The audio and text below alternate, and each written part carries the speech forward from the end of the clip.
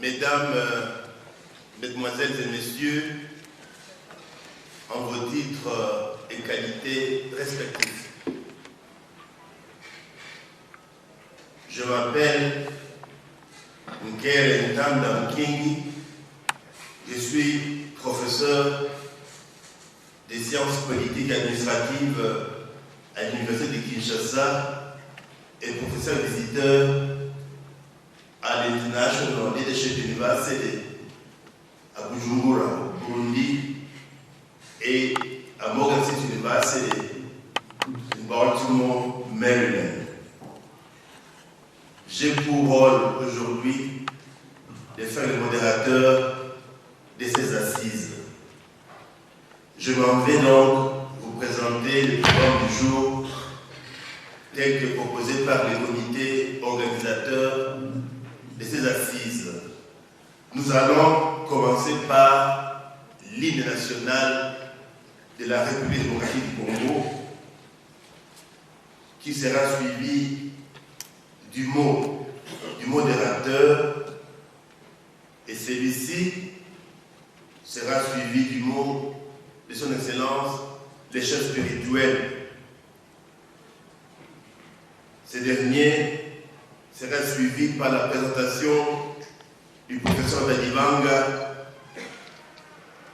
et ensuite celle de l'ADG Freddy Moulumba, qui sera ensuite suivi par les représentants de la majorité présidentielle, M. Indio Mari. Et enfin, viendront nos frères qui sont nos invités des marques venus des États-Unis qui auront également à s'exprimer. Après leur présentation, il y aura encore une réaction de la part du modérateur. C'est donc de cette manière que se présente notre programme du jour. Je ne saurais donner le go-ahead sans présenter nos excuses par rapport au retard dans le démarrage de ces assises d'aujourd'hui, mais également par rapport au retard de nos hôtes, les invités plutôt qui ne sont pas encore là et qui devront nous rejoindre incessamment. Cependant, nous allons démarrer nos activités et permettez-moi de vous inviter à vous lever afin qu'ensemble nous puissions chanter notre hymne national.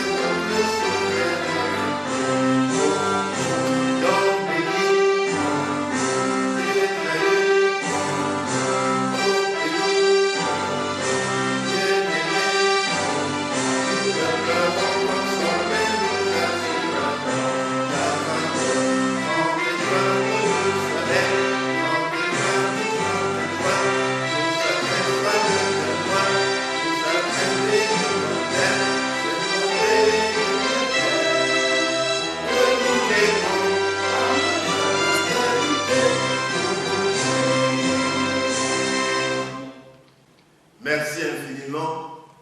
Veuillez prendre place.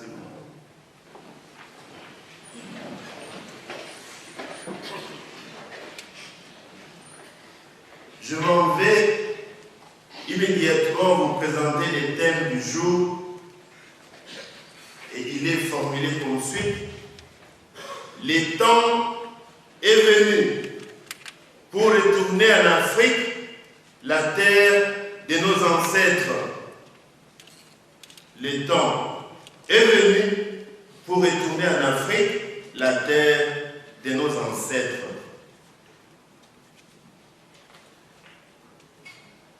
Je voudrais tout d'abord commencer par remercier les comités organisateurs de ces assises et spécialement son Excellence le chef spirituel du Centre d'éveil spirituel négro-africain pour nous avoir associés à ces assises. Nous félicitons les centres pour cette initiative qui ne peut que contribuer à la consolidation de l'héritage et de la mémoire de Papa Simon Kimbangu, libérateur spirituel des Congolais face au régime colonial. Il est évident que ces thèmes s'adressent essentiellement aux Africains d'origine se trouvant en dehors de l'Afrique. Et c'est pourquoi, en ce qui me concerne, j'ai voulu, à partir de ce thème principal, développer un sous-thème comme sujet de mon intervention. Et le sous-thème que j'ai développé du thème que je vous ai présenté est intitulé « Être en Afrique sans être en Afrique ». Être en Afrique sans être en Afrique. Nous sommes réunis ici aujourd'hui sur l'initiative et l'invitation du Centre d'éveil spirituel négro-africain Vouvamu en vue d'échanger sur la question du retour des Africains de la diaspora sur leur terre natale d'Afrique. Cette diaspora à laquelle nous lançons l'appel de retour est essentiellement constituée des descendants de nos arrière-grands-parents qui furent vendus comme esclaves dans les Amériques. Nous sommes donc en train de focaliser sur ces frères et sœurs en sollicitant leur retour sur le continent africain, sur la terre de leurs ancêtres. Notons que la notion de voir ses fils et filles d'Afrique revenir vivre sur le continent africain n'est pas nouvelle. Cette notion devint réalité pour la première fois en 1847 avec la création de la République du Libéria, œuvre des descendants des esclaves qui, après leur émancipation aux États-Unis, décidèrent de rentrer dans leur mère patrie et vivre continuellement sur le continent africain. La République du Libéria, comme vous le savez, existe jusqu'aujourd'hui. Quand on observe les traitements de mépris et condescendance dont sont victimes les Africains américains, surtout aujourd'hui, les tueries quotidiennes des Noirs par une police américaine blanche, on est vraiment tenté de dire à ses frères et sœurs que le moment est venu de quitter carrément les États-Unis et de venir chez eux en Afrique, où ils seront traités avec respect et dignité, car fils et filles de l'Afrique. Malheureusement, malgré toutes les bonnes intentions, ce n'est pas aussi facile que cela. Puisqu'en fait, il s'agit des individus qui sont profondément enracinés dans leur société actuelle, au point de vue mémoire, au point de vue famille, au point de vue emploi, au point de vue valeur, au point de vue style de vie, au point de vue même de leur futur, et à qui on demanderait soudainement de tout abandonner et venir recommencer à zéro une nouvelle vie en Afrique. C'est ça en fait l'appel. Si on doit être direct, c'est ça l'appel. Et à mon sens, cela serait trop demandé et tout simplement injuste à leur endroit, même s'il s'agit du retour vers sa terre natale. Et je l'ai dit, puisque moi-même, j'ai vécu aux États-Unis pendant 20 ans. Et quand je suis revenu revivre au Congo, il s'agissait d'une resocialisation très profonde. Et dans l'entretemps, j'ai perdu un mariage comme conséquence de ce retour en Afrique. Ça, ce n'est qu'un simple exemple pour refléter la complexité qu'il y a dans cette demande. Et c'est pourquoi je me suis vu obligé de revisiter ces thèmes et de redéfinir ce que nous devons réellement entendre par les concepts retour sur le continent africain, d'où les thèmes être en Afrique sans être en Afrique. Du retour en Afrique. Parlons justement de la matérialisation de ces retours en Afrique. Nous avons épinglé 4 niveaux pour refléter comment ces retours en Afrique peuvent devenir une réalité. Premièrement, du retour physique en Afrique. Quand on parle du retour physique en Afrique, il s'agit effectivement d'une émigration pure et simple des États-Unis vers l'Afrique, des changements de domicile permanents des États-Unis vers l'Afrique, en décidant de tout abandonner derrière et de venir refaire la vie sur ce continent. Eh bien, au-delà des pères fondateurs du Libéria, auquel j'ai fait allusion en parlant de la naissance de cette république, je dois reconnaître qu'au point de vue du retour physique de la diaspora américaine sur le continent africain, il y a effectivement eu des Noirs américains qui sont revenus recommencer à zéro à revivre sur le continent africain.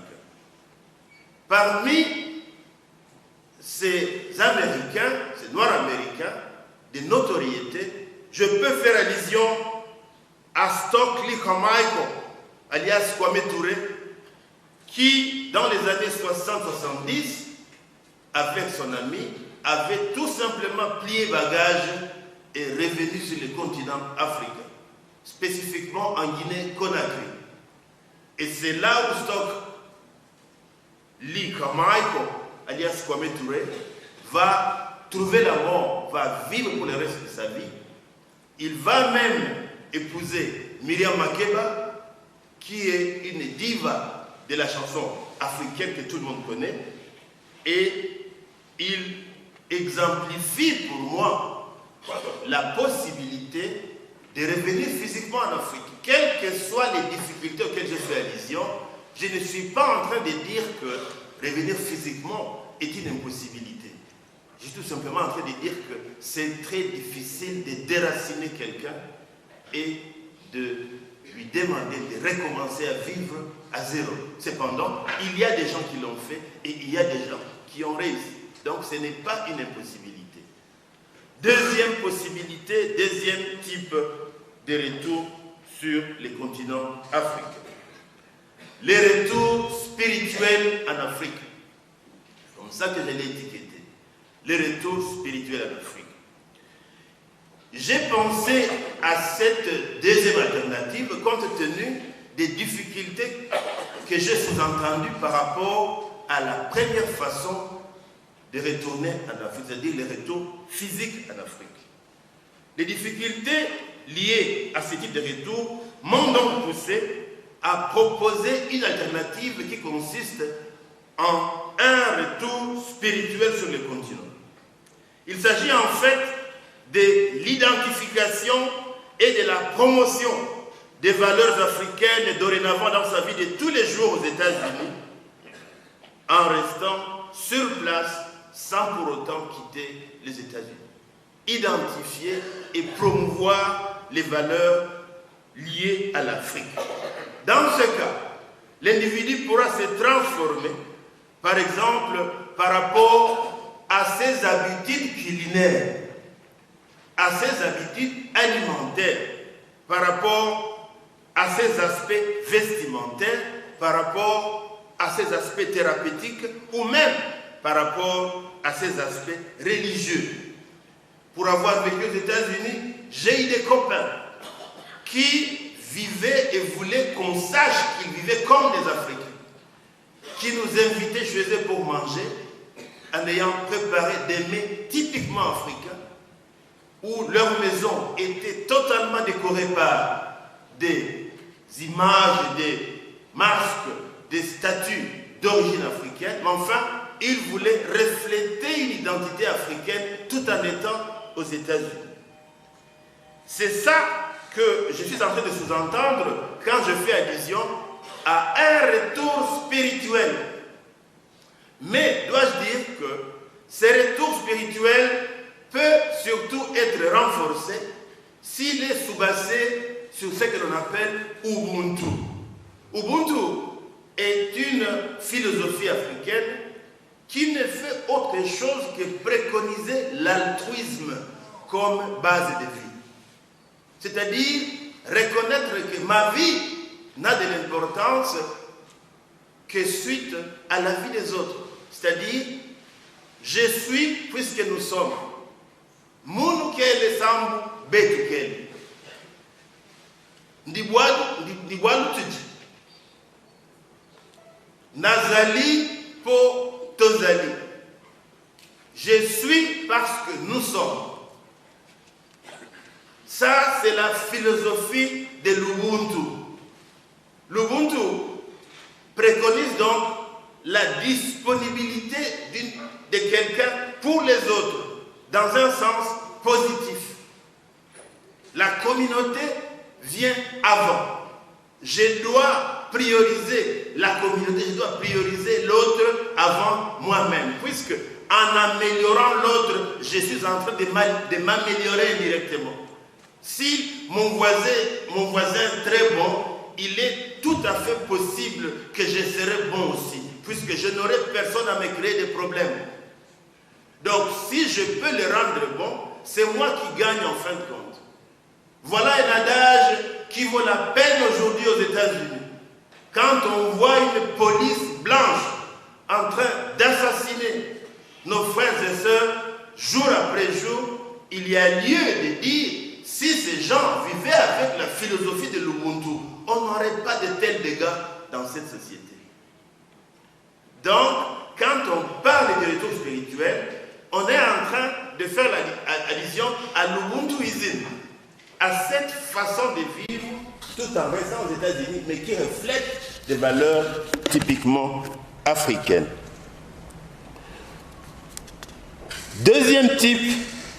Troisième type de retour, le retour par un investissement ou par une prise en charge. Effectivement, tous les Américains n'ont pas nécessairement à revenir en Afrique en général et en RDC en particulier physiquement. Ils peuvent y revenir, ils peuvent être présents en RDC par le truchement d'un investissement. Et c'est regrettable de constater que nombreux sont les milliardaires noirs américains qui ne pensent même pas à l'Afrique, qui n'ont jamais investi en Afrique et pourtant ils sont bourrés d'argent. Donc, quand on lance un appel à la diaspora pour revenir en Afrique, ça c'est aussi une forme d'appel. Venez, vous, Noirs américains, nantis, venez investir en Afrique. Créer des partenariats, des collaborations avec des Africains, être à même de créer des structures qui vont donner de l'emploi aux Congolais, qui vont créer la richesse pour les Congolais ainsi que pour l'investisseur lui-même,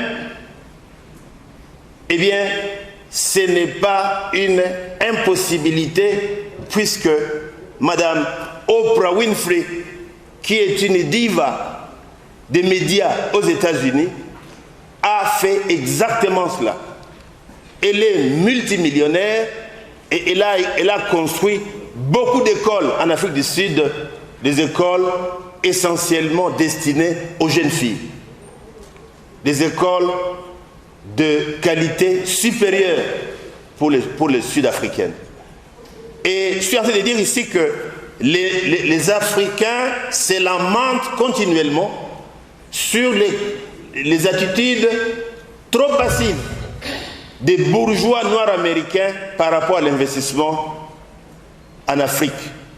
Il serait donc temps, grâce à cet appel de Vuvamu, de réveiller les consciences de tels milliardaires. On ne peut pas retourner seulement par le truchement de l'investissement, on peut également retourner en Afrique par le truchement d'une prise en charge, ce qu'on appelle sponsorship. Il y a des familles que nous avons nourries en étant aux États-Unis. $100 chaque mois, $100 chaque mois, ça faisait la différence. C'est ça qu'on est en train de dire. Il y a moyen pour un Américain qui n'a jamais été au Congo d'être informé d'une famille en besoin et de s'engager à sponsoriser cette famille. Ça, c'est aussi un retour en Afrique, par le truchement de cette famille, par le truchement de cet individu. Il y a beaucoup de projets communautaires qui peuvent également être pris en charge par les Américains nantis, sans avoir à se déplacer et venir vivre en Afrique. Ça, c'est aussi être présent en Afrique par le truchement d'un tel sponsorship. Nous sommes donc en train de dire que nombreuses sont les écoles en Afrique, les églises en Afrique, des institutions, des centres d'études comme Vuvamu, qui ont besoin de sponsorship, qui ont besoin d'une assistance continue par nos frères qui ne peuvent pas être ici physiquement, mais qui, grâce à leurs moyens, peuvent leur venir en aide. Enfin, le dernier modèle de retour, c'est tout simplement en étant alerte par rapport aux questions de l'Afrique. Plus d'une fois, pendant qu'on vivait aux États-Unis, on devait manifester contre le régime de Mobutu et on faisait des marches devant l'ambassade du Zaïre à Washington.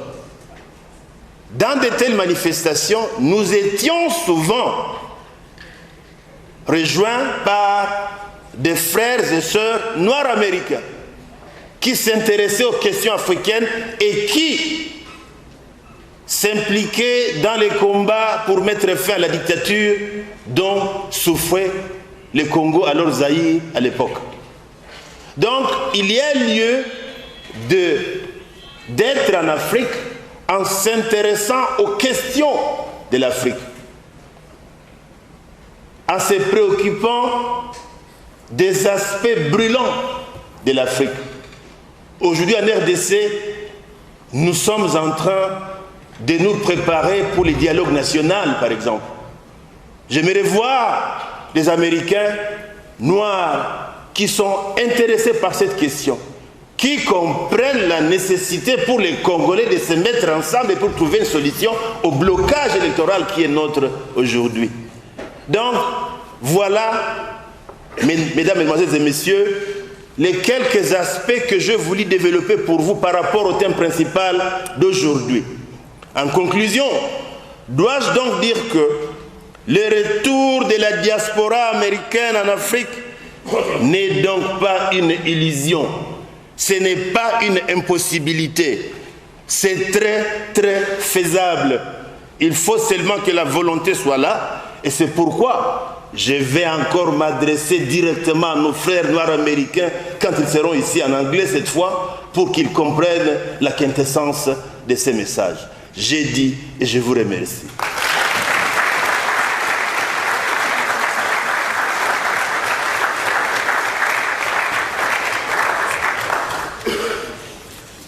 Je m'en vais immédiatement accorder la parole, s'il me le permet, à son Excellence, le chef spirituel du Centre d'éveil négro-africain. Excellence, vous avez la parole. Merci beaucoup, monsieur le modérateur, pour m'avoir accordé la parole. Mesdames, mesdemoiselles et messieurs, distingués invités, dans vos qualités éthiques, nous vous remercions d'avoir répondu à notre invitation dans cette salle de conférence. conférence du ministère des Affaires étrangères où nous allons développer ce thème que le modérateur nous a parlé. Et toujours, comme vous le savez, dans les habitudes africaines, avant toute chose, c'est le remerciement. Et par là, nous vous souhaitons la bienvenue.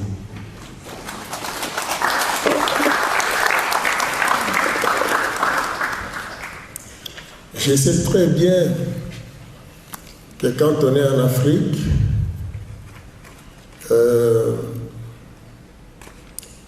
ça met souvent les gens à l'aise de parler en français parce que, ou bien en anglais.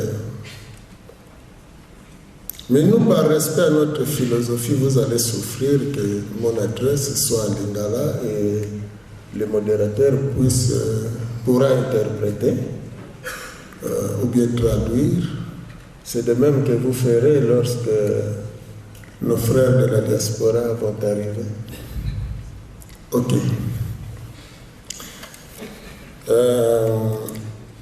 Matondo mingi yambo nano na kosenga na biso baso tokoka kotelema mwa ngonga moke mpona kokanisa molimo ya kondo mama mpungu oyo tozalaki na ye na mbalele kaka autaka kotika biso.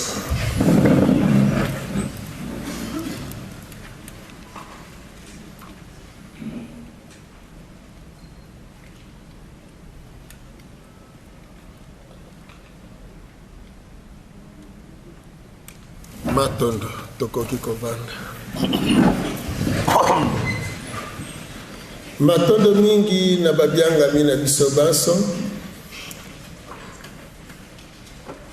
na esika oyo tozali bongo kobanzela makanisi to pe maloba po ya mbala misato na esika oyo ya yambo ezalaki po tolobela le retour en Afrique, terre de nos ancêtres. Yami Bale Zalaki, pourquoi ce retour tarde-t-il? Yami Sato Yango Etoye, l'air a sonné, où le temps est là. Kolandela etumba monene tozali nango. Ce que tozali kolobela likambo ya bozongi na Afrika mabele na biso ete tango ekoki elingi koloba ete biso baindo tolongwaka na Afrika ezali kaka te bandeko na biso bakendaka na boumbu na Amérique ezala Amérique latine, centrale, to Amérique du Nord, to penakati ya États-Unis. Wuta le 3 mai 1491, tango nkumu ya Royaume Congo azwaka baptême, oyo esalaki ete aperdre bokonzi na ye. Esika abungisaki bokonzi na ye, abungisaki bokonzi ya bayindo banso. Lokola bayindo tobungisaki bokonzi, tobungisaki pe mabele na biso, bomoto na biso, na kozala na biso nyonso.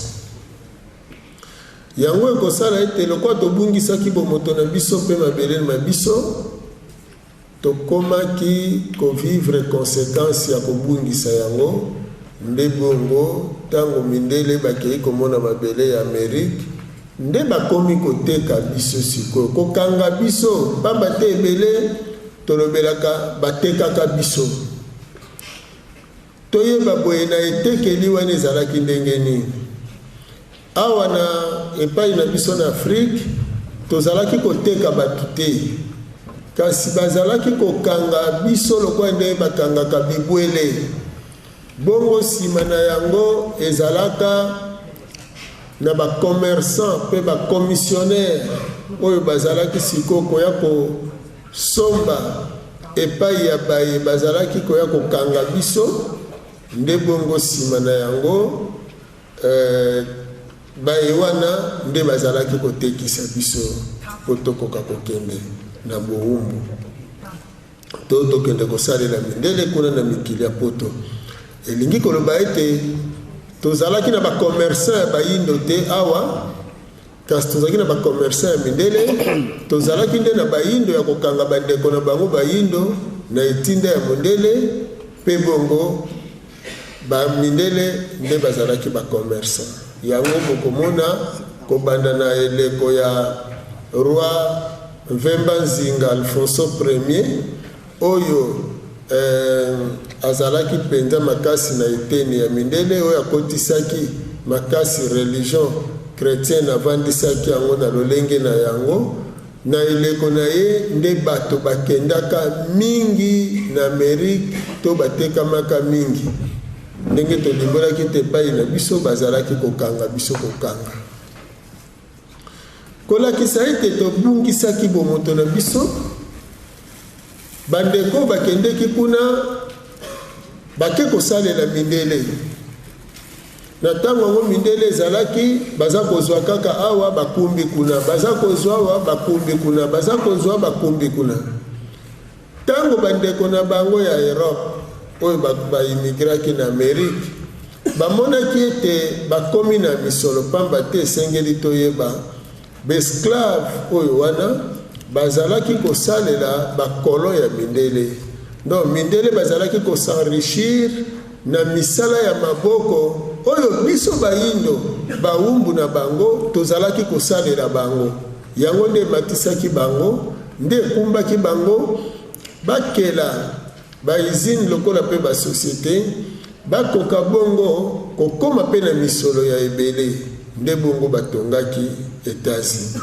nsima na yango bakati relation na bandeko na bango ya Europe mpona koloba ete biso tokozonga lisusu na Europe te biso totikali awa libela mpe bongo biso na bino tokatani tokozwa lisusu te maye ya awa eyela bino kuna na Europe nde bongo bandeko na bango ya Europe bango mpe na tour na bango lokola bamonaki bongo balobi bo bino lokola bokati nde bango bakei sikoyo na Berlin mpona kodeside na eteni ya mabele sikoyo oyo etikalaki epai boye to na mabele etikalaki epai boye yango boyokaka soi-disant abolition ya esclavagisme kasi yango tokóma na abolition nini elekaki esali ete bango mpe baeuropéen lokola mabele ya Afrique ezalaki lisusu ya biso te nde badesidaki kokabola mabele ya Afrique na Berlin kolandela lolenge oyo bazwelaki mabele ya Amérique e soki botali nombre to chiffre bokomonake mwa concordance ezali 50 états na États-Unis 50 états na Afrique na ntango bakabolaki yango donc ndenge bakabolelaki Amérique ndenge mpe baye kokabola Afrique epai boye nde bongo sikoyo soi-disant abolition esclavagisme ezalaki abolition te mais ezalaki interdiction ya déportation ya besclave donc besclave bakoki kokende lisusu na Amérique te mais bakoservir bacolon awa sur place mpona baintérêt ya baeuropéen yango bokomona États-Unis akolonize ata mboka moko te awa na Afrique. The reason why America never colonized any country in South Africa. Parce que bango baeuropéen oyo ya Amérique bango bazalaki deja na babele na bango. Because the Europeans from America had already their land. Nakobanza lelo même soko ken États-Unis d'Amérique okokuta kaka ba etango ndenge ezali ba mosusu eza ba espagnol ba portugais ba français ba zakona some of them they are Spanish states, some of them they are French, mostly French, some of them Belgian and German. Donc États-Unis ezali teke eza États-Unis ya ba anglais mais ezali États-Unis ya ba européen oyo ba immigraki kuna na Amerique. So the actually US belong to the European who immigrated in America. ndenge wana sikoyo babotolaki biso mabele na biso ya Afrique. But they come and take over our land in Africa. Yango nyonso oyo tozalaki ko produire en tant qu'esclave na Amérique ezalaki pour l'intérêt ya mindele oyo batikalaki na any hard work and anything you start to produce will become in their interest. oyo pe tozalaki ko produire awa na Afrique ezalaki kaka pour l'intérêt ya mindele ya Europe. From inside Africa or outside Africa, anything black people start to produce was for the interest of the West. Donc ba-africain noir ya Afrique oyo batikalaki na Afrique nde bazotonga Europe pe bazomatisa Europe nde baenrichir pe yango.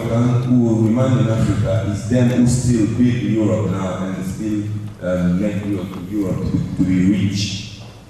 Oyo pe baza na Amérique bazo continue komatisa mindele. Those in America, they all work hard, but it's for the success of the American people.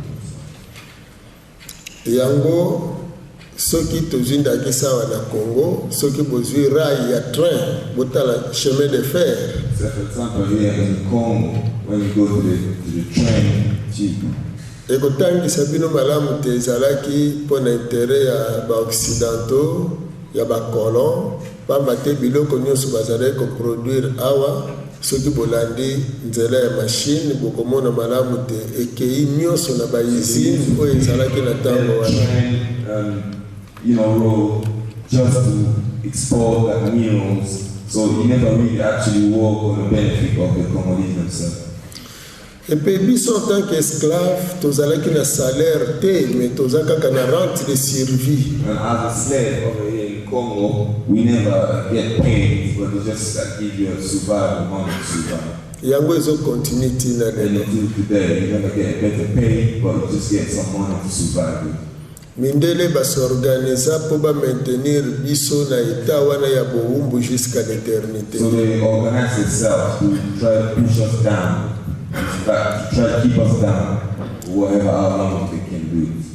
Parce que ce qui va perdre biso et que biso tokomi libre, toko bénéfice. That if we free ourselves, they're going to lose us, and they lose whatever they're getting from us. Soki biso tobandi ko bénéficier lisusu na bomengo na biso na ba valeur na biso oyo tozali na yango bango kosukela bango mabe. So they don't like us to gain from our own land to benefit of it, because if we start to benefit fully of what belongs really to us, then we lose it, and Alors pour être totika la éternel esclave. Now for us to stay like eternal slave.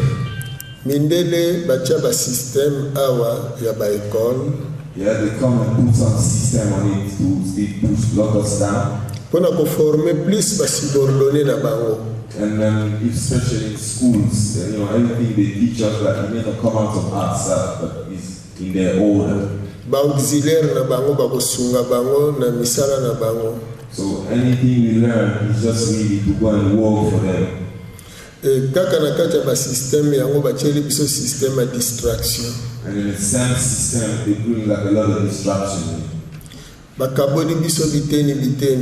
They divide people group by ethnic or whatever. Na niveau même ya ba nation, ya ba tribu, ba climat, ba clan, tout ça.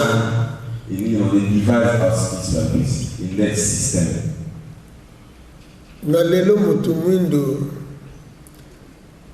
ndenge azovivre ye azomona ngo eza normal alors que eza anormal pamba te tozali baesclave tina lelo.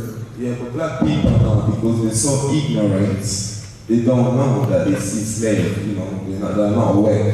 They're just like blind people, so they're so ignorant. But yeah, they still live the slavery life.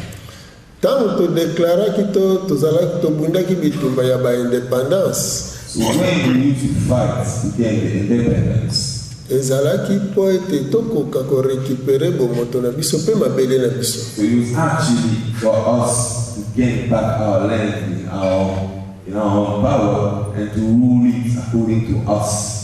Parce que pour te perdre bomoto na biso liboso basalaki biso captivité spirituelle. Yeah, because they knew that before we lose fully our power, they done something spiritual to us for us to lose that power we had on top of our own land. Na tango tozi baptême tozi ba prénom na bango. And then one of it was the baptized system, which was taking away our names and it was gives us their names. Ba missionnaire They ya sent bendele missionary, Catholic missionary to come and do it. ba koma ki ba maître ya ba dirigeant na biso. Then they had to become the master of our dirigents. Yango esalaki ke to perdaki pouvoir spirituel to pe indépendance spirituelle. And that's the reason why we spiritually we never developed and we lost all of our spiritual, gifts from the Creator, and then we become spiritual slave of their spirituality. Tango esprit eke en captivité nzoto esili. Well, when your spirit is in captivity, you mean your body as well is in captivity. Nzoto a perdre oyo ye azali. So the body totally lose its natural way, the way it's supposed to be, to express itself. Parce que nzoto ya moto eza lokola elamba oyo yo esprit ayaka kolata. Because somebody's body is just like a clothes that's a person need to wear, which is this, your spirit or your soul. Tango esprit na yo eza na harmonie na nzoto na yo ya mosuni okomona te a partir ya esprit makanisi na yo ekosala po ete nzoto na yo abimisa œuvre oyo yo esprit ozali na yango posa pona nzoto nde sika ba invention ezaleli. So when your spirit is in harmony with your body, that's proof now to you the result of your spirit, and that result is supposed to take part of the development of your body. Say for example, invention. So when you got a perfect connection with the spirit in your body, you must invent and create, because that's part of the development of the spirit in somebody's body.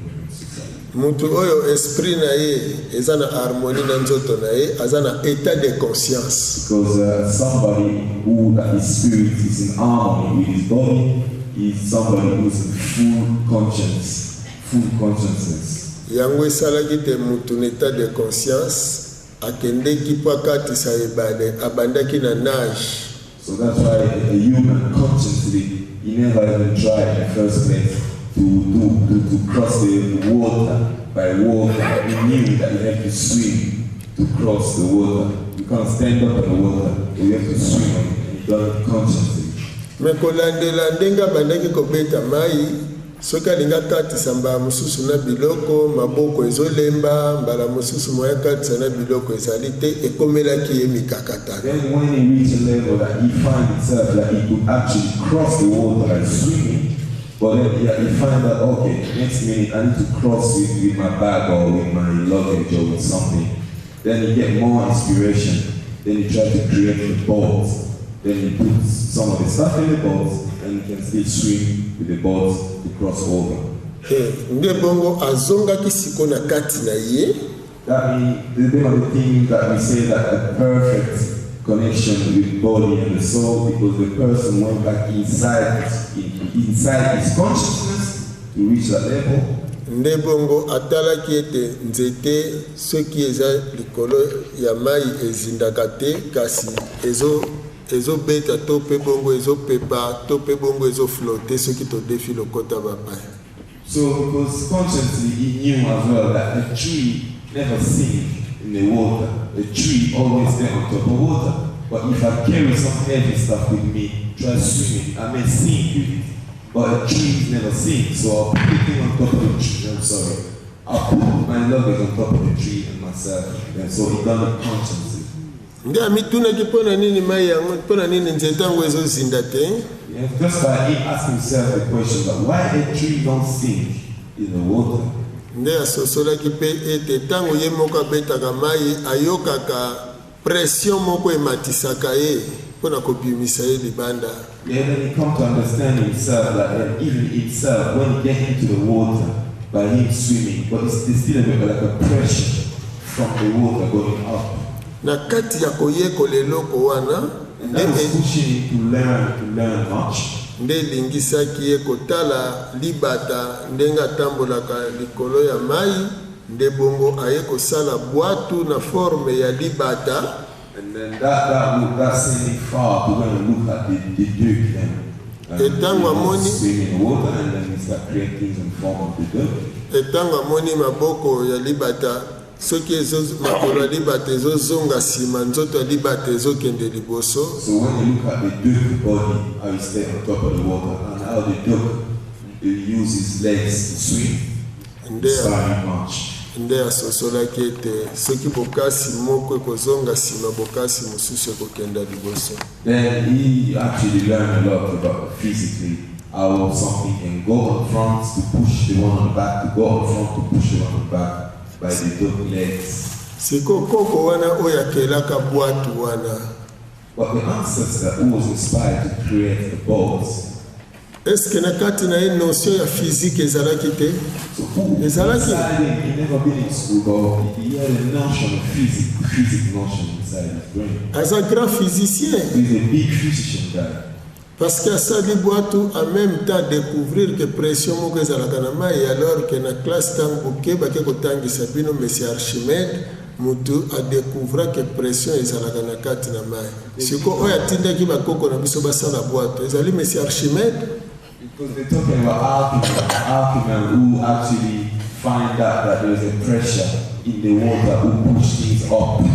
Oh yeah, some of our ancestors who used to create boats before Archimedes we've been there in school, come up with that principle. So the principle was already known by our ancestor who was actually, there was already physician people.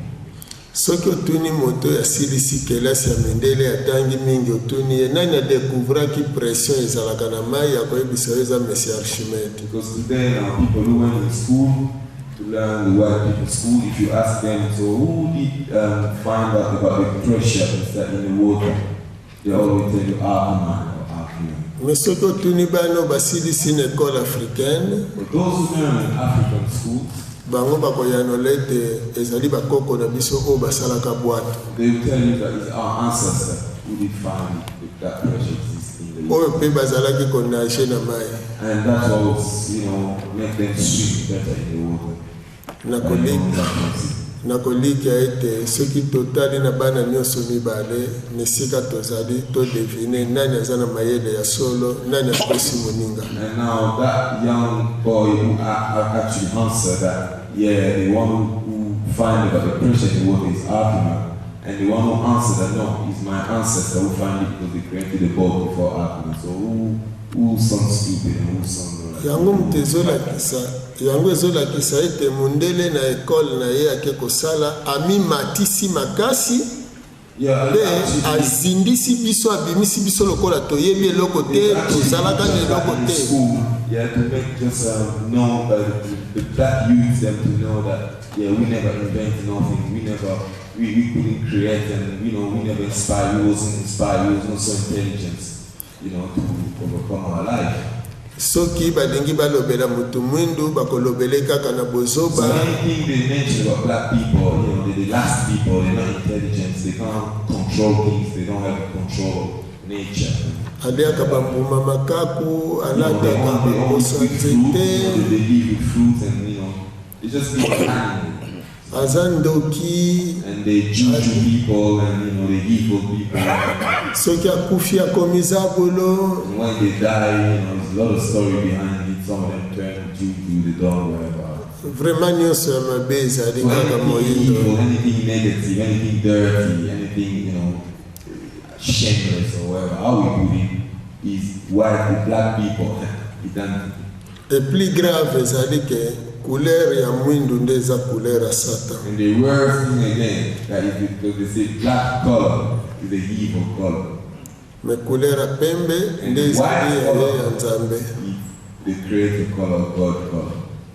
Alors omoni te soki otuni moto nyonso oyo atangi na ekole ya mundele na religion na politique na science akoyebisa yo ke couleur ya pembe ezolakisa kimia, couleur ya pembe eza mayele. By their school, by the white people's school, this is how they always, pushing it, say, oh, the white people, they're proud of them, are the first one, them are intelligent one, and them are the strongest one. And the white color is the better color, is, you know, God's color. Soki olingolo bela makamba bayindo, no, waniza musala mulili, waniza musala mulili. Anything to say with black people, oh, that's nothing. They started, and you know, anything is not light in them. It's just dark, pure dark. It's not light in them. They don't shine. You know, and that trouble us and make us suffer. Nzoka soki bana na biso bakotanga na école na biso ya boyindo oyo bakoko na biso batangisaki bana na biso. If really we have to put back our children, the future generation, in the right step of school, in the right step of education, that our ancestors being educated. Boyindo ezali bokasi mayele pe bandeli ya maso. Then you will teach them that the blackness is the strength, the intelligent one, the strong one, the first one, and the powerful one. Pamba te mokile bandaki na molili. Because even in the beginning, when the world started, when everything started, everything was black. Mokele ya mokili avandaki na kati ya molili. Even the creator itself, before he created anything, he was in the blackness. Kunende bandeli ya makanisi nyonso pe bandeli ya kozala nyonso. So in the darkness or in the blackness, that's where anything and everything did begin. Yo moko pe na ata ye mundele ata biso bayindo bato nyonso ezala banyama to bandaka na kati ya libuma mama na molili. So just as that any life started inside the darkness, if a tree before it come out, the seed need to be put onto the ground in the darkness. Even you, before you born, there was a germ like a sperm inside the belly of your mom in the darkness before you come to light. Donc tozali œuvre ya molili. So any creation come out of darkness. Parce que molili elinkolo bakaka seka. Darkness is the secret. Na chambre à coucher bachaka projecteur te. In a bedroom, you don't put like a strong light, like a very strong light, like projector. Parce que ça esika secret ya production ya reproduction ezalaka. Because that's where it's a secret place where a man and a woman stay, and they don't need a lot of lights, so you need to be kind of darker. Soki okuti projecteur na chambre à coucher eza susu chambre à coucher te. But if you find like a big light or so many lights in the bedroom, then it's no more bedroom. Donc bato nyonso société nyonso esika nyonso oyo création ezali makambo nyonso ezali invention ezali eza neteni moko babengaka laboratoire. So in any society, in any place where people work hard or inventing things, there always be somewhere hidden place which is called laboratory. Esika top secret ya existence soit ya société soit ya and soit ya called laboratory. Them are the top secret place of that society or any kind of intelligence. Yango wana na kati ya ndako tozali na veranda, tozali na salon, salle à manger.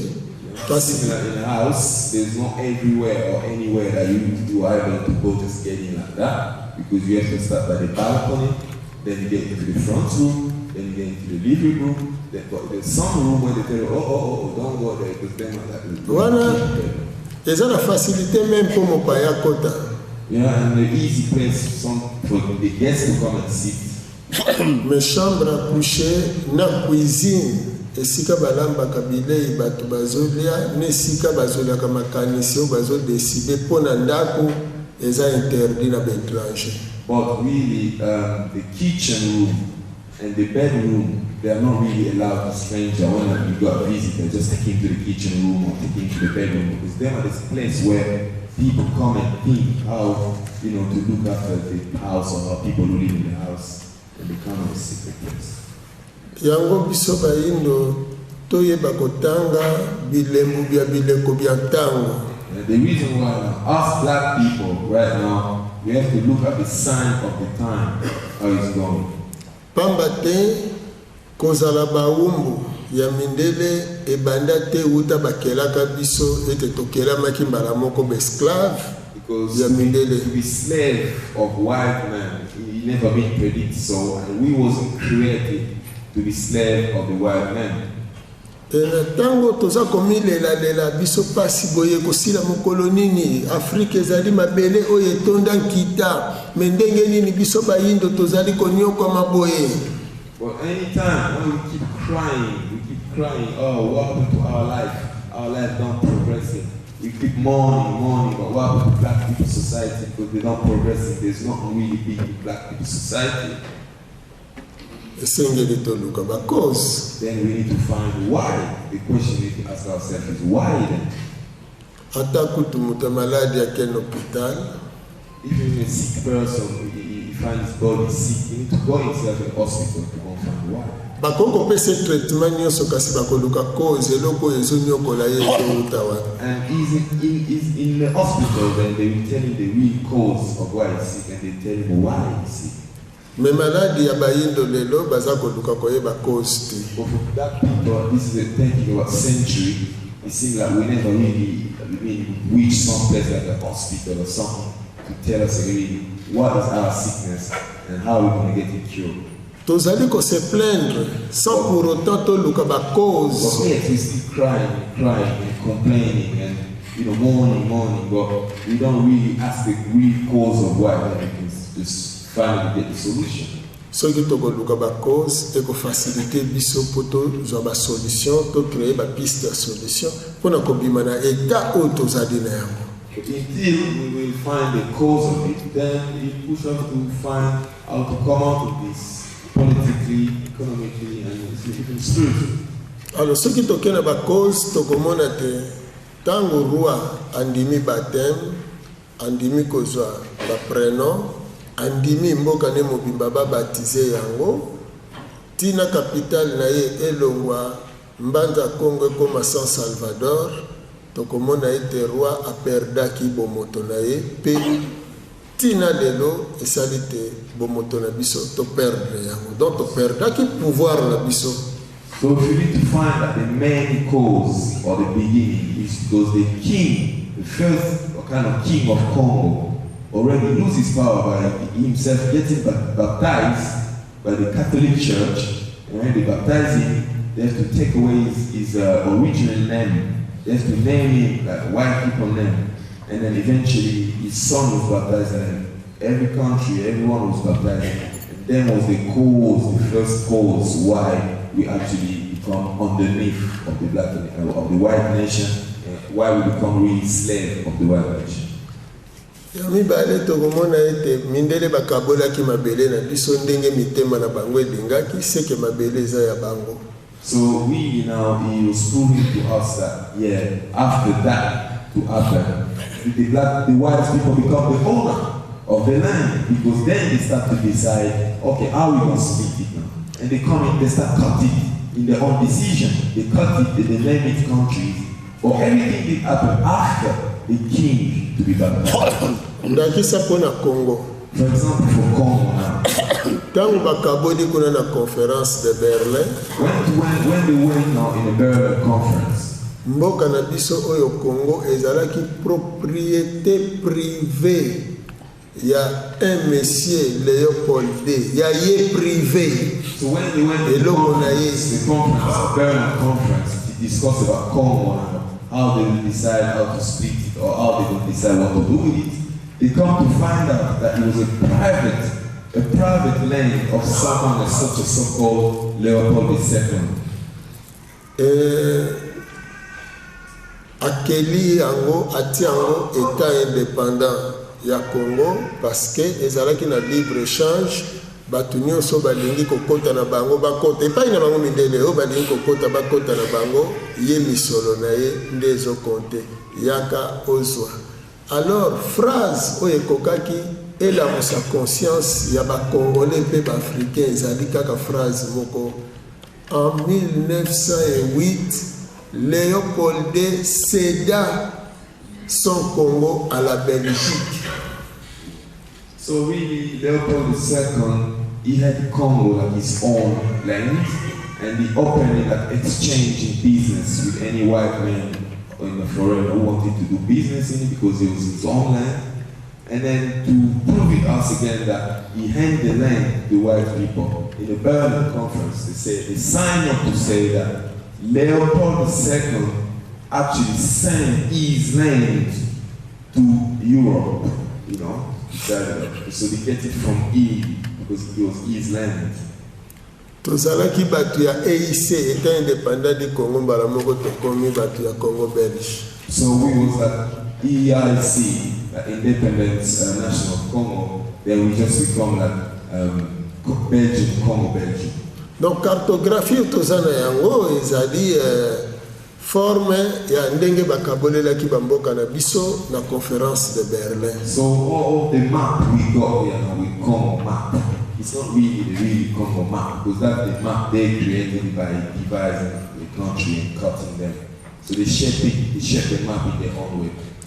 Donc elingi koloba ete soki conférence de Berlin ezalaki te mbele ba Kenya bazalaka te mbele ba Burundi baza te ba Angolais baza te ba Congolais baza te ba Gabonais baza te ba Nigériens bazali te. So it means actually that if the Berlin conference never happened, so that today we wouldn't have Angola, we wouldn't have Congo, we wouldn't have Cameroon, we wouldn't have Gabon, we wouldn't have Chad, Somalia, and so forth. Just because the conference of Berlin it took place, then Angola come out to exist, Brazzaville come out to exist. So I mean they created it in their own way.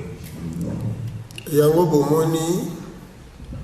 The reason why na tango nyonso tolelaki epai ya Nzambe na baperiode nyonso oyo tozalaki kovivre esclavagisme. Every time we was going through a lot of painful during the slavery time, every time that we cried to the Creator or to Mungu, azalaki kotindela biso ba esprit éveillé oyo bazali libanda ya captivité wana spirituelle, politique et scientifique. So Mungu, which is the Creator, he was actually working out to send some of his angels or some of his spirits who was already free spirits, because most of the black spirits was already unlocked.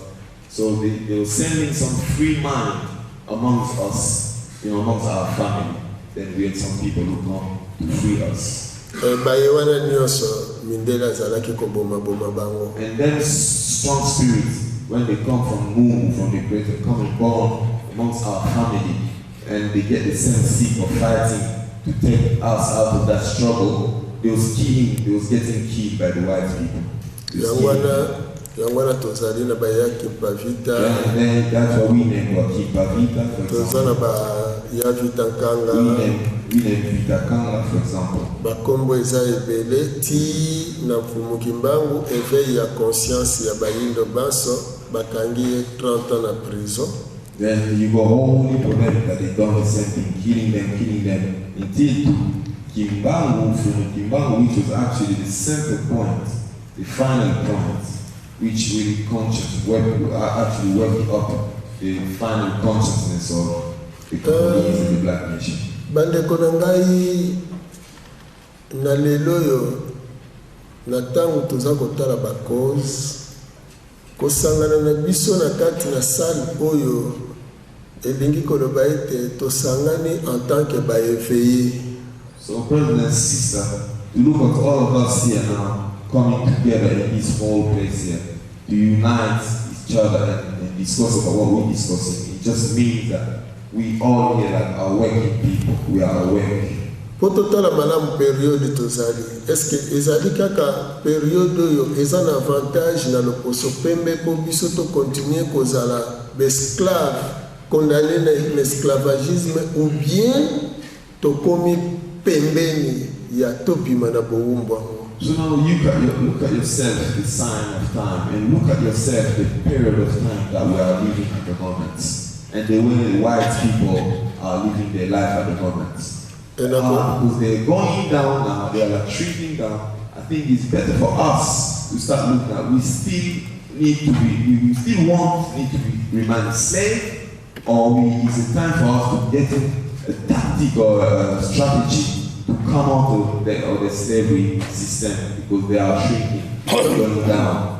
Nakobanza soki totali malamu lobby ezalaki États-Unis na Europe bango bato bazalaki ba grande puissance bazo diriger monde. If you look at it in the past, just recently, it was America and Europe who was the strongest power of the world. It was the powerful countries in the world. Mais monter à Chine, pe bongo ba Japon, ba Corée. Then now you got China who raise up, you got Korea who raise up, and you got India and different people. Esengeli esosolisa biso ete bawewana bazwi ba concurrent. So that should teach us that the first power, now they got conquered by others. So they're not the first power no more. They are equal with the Chinese, equal with the Koreans. So they don't pretend again the first power. C'est que batikali lisusu ba grande puissance. To ba première grande puissance mondiale. So we won't call them not anymore like so-called first number, first power, big power of the world. No, they are not again more the first power of the world. Yango mikakatano si ekoteli bango kuna. That's why you see them is that shrinking and things that going bad in their politics and in the environment and everything. Interpellation epai na moyindo. So that tell you black people or black brothers and sisters who sitting here. Après 43 règnes ya mundele ye moko mwasi mobali na trône kuna na États-Unis. After you must realize that after 43 kind of leadership who been happening in the White House, the 43rd one, he was actually a black woman with a black man, which actually Obama president. 44e règne commis Obama, race intermédiaire, ni blanche, ni noire, eau tiède, ni chaude, ni froide. À côté place wana, na mwasi ya moyindo ndeko na biso, esclave ya lobby. So you look at the White House.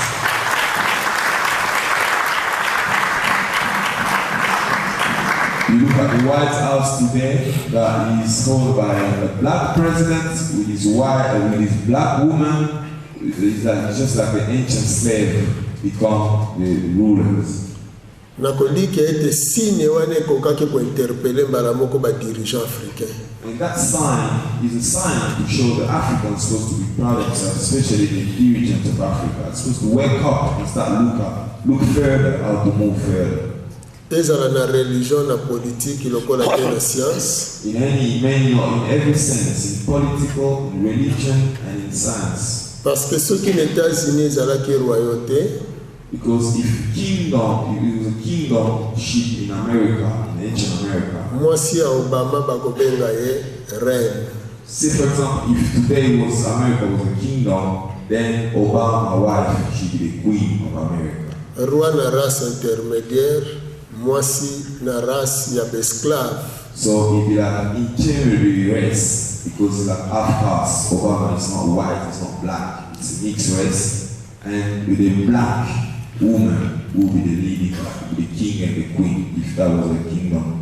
Soki neti na kati ya mboka moko songolo, famille moko ezali très pauvre, famille moko malheureuse.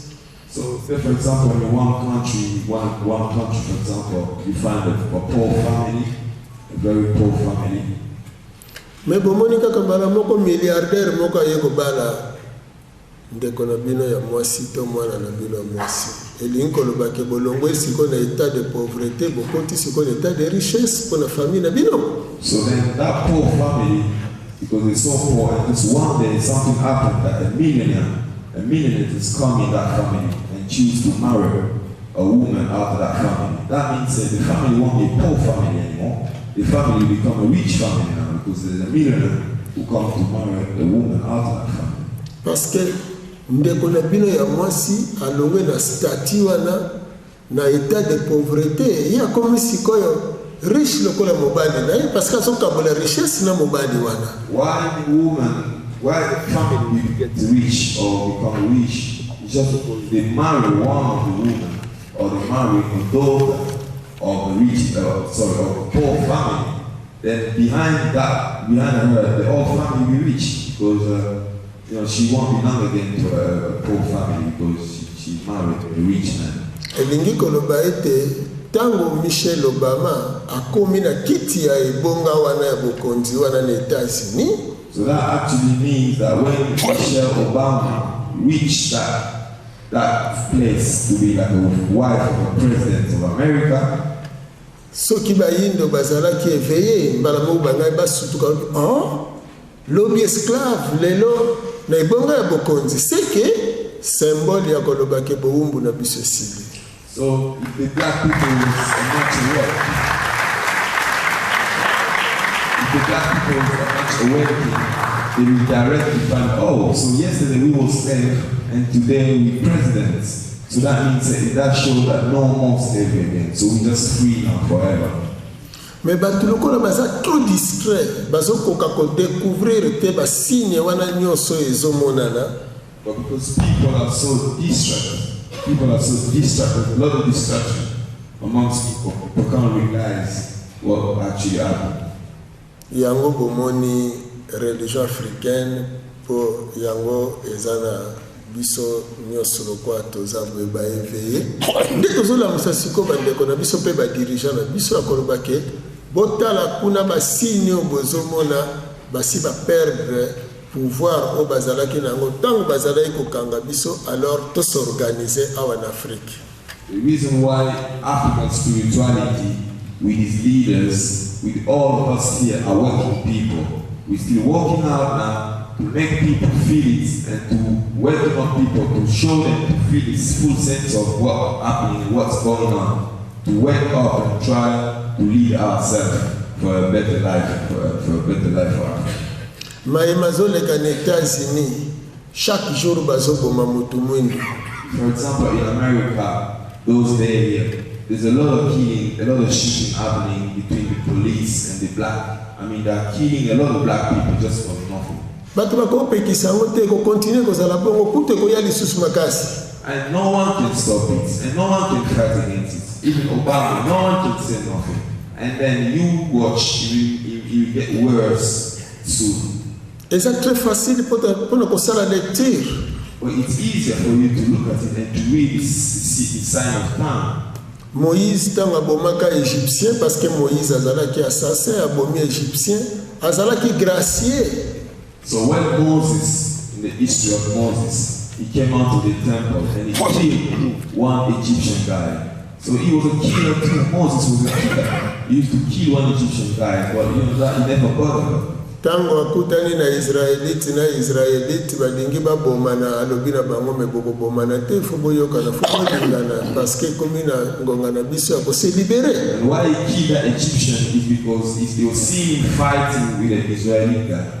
And he just killed him. But the next thing he saw, it was two Israeli guys fighting him, and he stopped them to fight. He said, no, you two can't fight anymore again, because it's time for you to come together and to get peace for the Israeli people. Mais tango gouvernement américain azako gracier azokanga misu azozipa misu azokanga matoi na assassinat nyonso ya bayindo ezoleka kuna na États-Unis d'Amérique. Eza simple pona toloba te oui biso pe bayindo tobomana lisusu te mais siko esengi biso totonga unité na biso tosangana siko. So to look now what things happen in America, yeah, we come out like Moses, telling them, oh, brethren, don't kill each other again, yeah, and just come together and let's unite to recreate our peaceful place and our peaceful land. And in that kind of sign, the sign that you see, bomoni bandeko na biso baza na sima na biso, just as you see the people here sitting behind me, baza bandeko oyoyo tokabwanaka na bango na ba 1506. them are our brethren that we reckon that we was dividing with them in the 60s. Bango bakendaka babotama kuna banyokomela kuna biso totikala tobotamela awa tonyokomela awa bango bazalaki na mikakatano ya kozonga awa koya eza te parce que faut servir mundele kuna biso pe moye emancipation eza te faut servir mundele kasi lelo bandeko na biso elembo ezali te bamosusu baimmigra na Europe mais baye na Afrique mpona tozonga na Afrique na biso. So even though we were separated with our brothers and sisters here from the 1600 because they went to slavery, they went to work out in America, they used to build America, and we was reminded in the Congo as a slave as well. So no one couldn't come or go away from his slave master. So each person used to fight out in his own place to get his independence. And then after the independence now, look at our brothers and sisters come back again in their motherland, in their family back when they left 600 years ago, or 600 or whatever, how long they be. Still went history of the slavery. So now they back, the new generation come to rebuild back the family with those, or with us who remain slaves here in Africa. Omoni makambo susu soki ozoloba ngo bososoli ya bato ezosenga epe mata na badimension wana ya likolo pamba te bamindele bazoconsidere baétat oyo lokola mapango na bango baprison na bango. So the secret of what we're fighting is that we need to think hard to understand things on the level, because you need to see things on the level to come to understand that the white people actually still see Africa until now like the house, you know, like someone belong to him or to them, somewhere belong to him or to them. Non, ba dirigeant na biso bazali considérer lelo lokola ba gouverneur ya ba colonie, parce que tant on réclamait ba indépendance avant indépendance, tant on rien ba colonie mindele ba chaka ba représentant na bango awa ba oyo bazalaki ba gouverneur ya colonie. Et na tango sikoyo to réclamer ba indépendance na biso mindele ba piéger biso. No, because they still look at us like they say. So we get trapped in many systems, political system, because our dirigents, our political dirigents, they still like they work for the white people. Yeah, they are the manager of the white people. Bonjour indépendance, mais il faut respecter la frontière héritée de la colonisation. When is it maintenir la conférence de Berlin? So when they tell you, for example, oh yeah, so you gain your independence, but you must respect what we decide in the conference of Berlin or Berlin conference by splitting to give you the borders. So you go Congo borders, Angola borders, and you Congo, for example, you have 9 borders around 9 countries. You can't change that, even though you're independent now. Il y a un dirigeant africain qui a toujours contrôlé colonisateur. That system that is trapped, the dirigents can never come out from that system with that system, wherever how you fight them. Ce qui est l'autre zone de la néocolonialisme. Oui, et parce que nous sommes to comprendre malamu te que conférence de Berlin aussi longtemps que vous allez maintenir to continuer que vous allez kaka na ba mapango ya batu wana. So because if today they mention about the neocolonialism, it just means that the colonial system still carry on. So the white people still detain each country of Africa like their own place to rule and to control.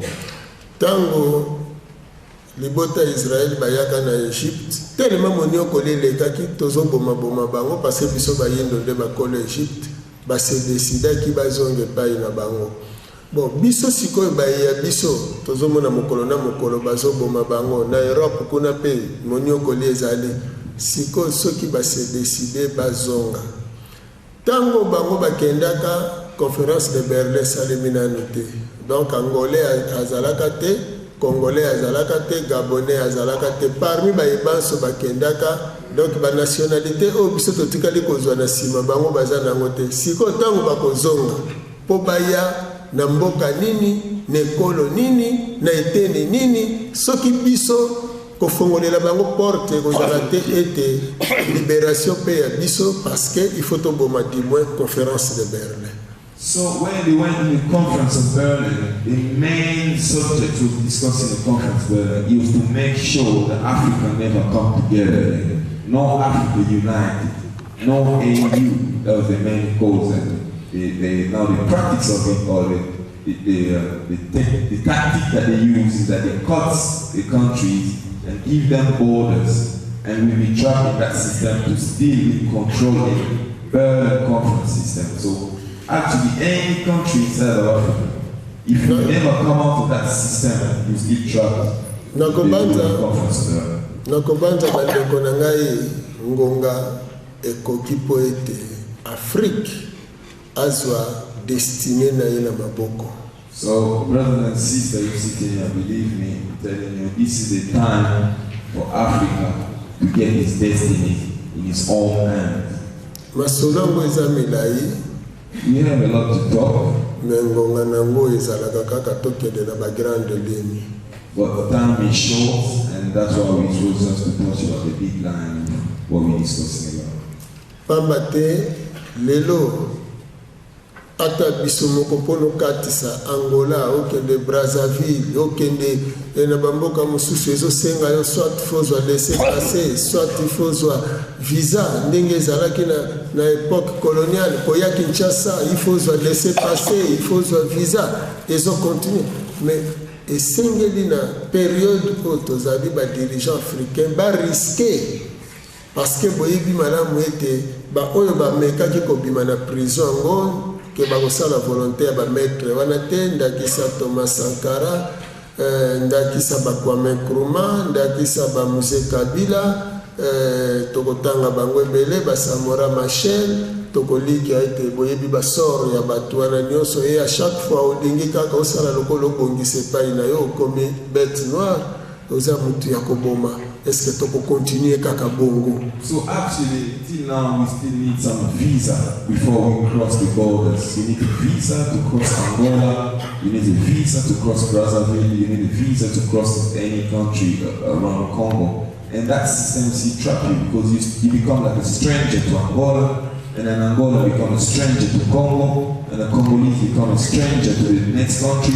But this is we wasn't strange between each other. It's one family divided.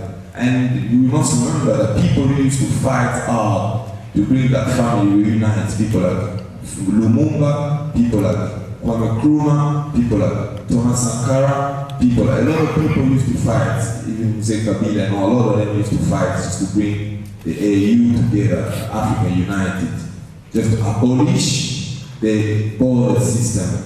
Don't call me Angola, don't call me Brazzaville, don't call me whatever, Cameroon. And now we reach a level where when they done it, our brethren went to slavery. So when they come back home here now, where are we going to put them? In which tribe are we going to send them into?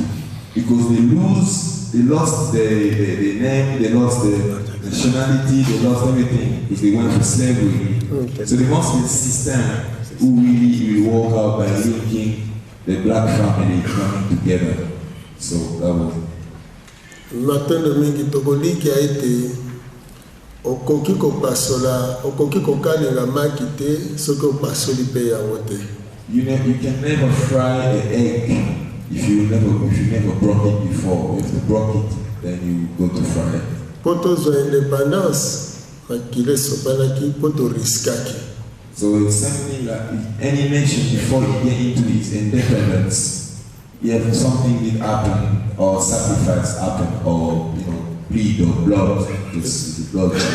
Yango ezosenga biso na periode tolongola kobanga.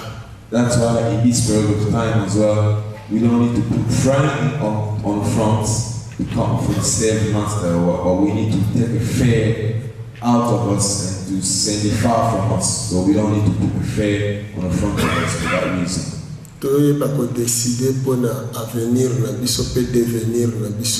And we need to come up to decide now how to really find what we need to decide for our future. We need to decide ourselves for our own future.